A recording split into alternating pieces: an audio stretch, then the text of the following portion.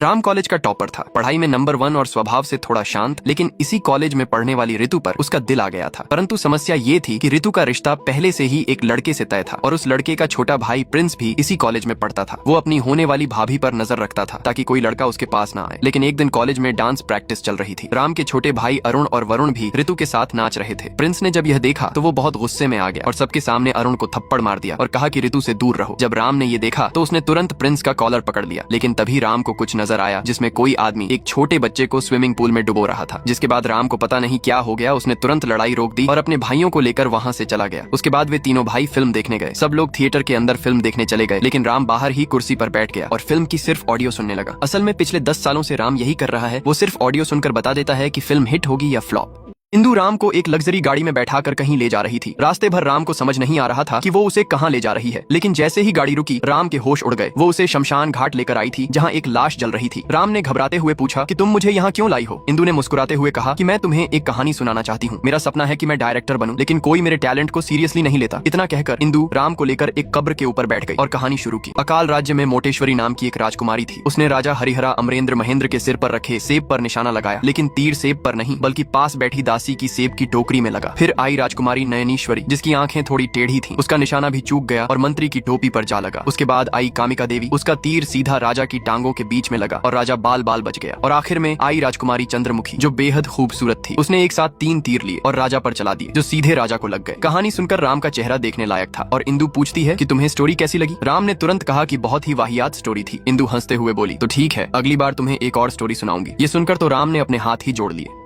सेल्वी जब राम को अपनी लग्जरी गाड़ी में घर छोड़ने जा रही थी, तभी 2 लड़के तेज रफ्तार से बाइक चलाते हुए उनकी गाड़ी को ओवरटेक कर गए। ये देखकर सेल्वी ने भी कार की स्पीड बढ़ा दी और उन्हें पीछे छोड़ दिया, लेकिन आगे रेड सिग्नल आ गया। दोनों बाइक वाले भी वहीं गाड़ी के पास आकर रुक गए। सेल्वी ने उन्हें डांटते हुए कहा कि इतनी तेज बाइक क्यों चला रहे हो, ये मेरे पति हैं, इन्हें भी तेज रफ्तार का बहुत शौक था और देखो आज ये अपाहिज हो गए। अगर कल को तुम्हारा भी एक्सीडेंट हो गया तो तुम्हारा क्या होगा। उसकी बातें सुनकर दोनों लड़के सोच में पड़ गए और तय किया कि अब से बाइक धीरे चलाएंगे। और आखिरकार सेल्वी राम को उसके घर तक छोड़ देती है और कहती है कि कल फिर मिलेंगे। ये सुनकर तो राम के होश ही उड़ गए कि ये लड़की कल फिर आकर पता नहीं क्या खड़ा करेगी। अगले दिन सेल्वी राम और कुछ दोस्तों को लेकर एक झील पर पहुंची। वहीं किसी बात पर राम और सेल्वी में बहस हो गई। इसी दौरान सेल्वी का पैर फिसल गया और वो झील में गिर पड़ी। ये देखकर राम को अपने बचपन की वो घटना याद आई जब कोई उसे पानी में डुबो रहा था। पानी का डर होते हुए भी राम ने हिम्मत दिखाई और झील में कूदकर सेल्वी को सुरक्षित बाहर निकाल लाया।